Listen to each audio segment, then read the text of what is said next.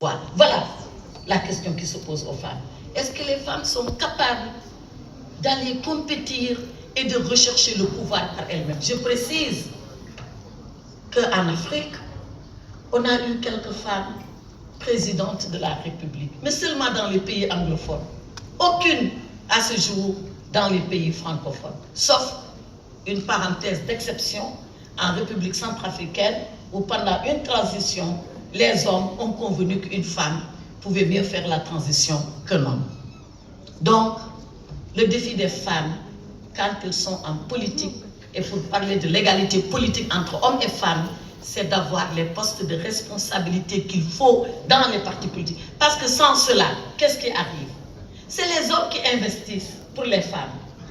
Les hommes mettront, et qu'ils m'en excusent, les femmes qui applaudissent, les femmes qui sont consentantes, les femmes presque muettes, les femmes qui sont d'accord sur tout. Mais alors, quand c'est une rebelle comme Aïssata Tall Sall, elle sera vite reléguée au fond parce que c'est elle qui défend leur.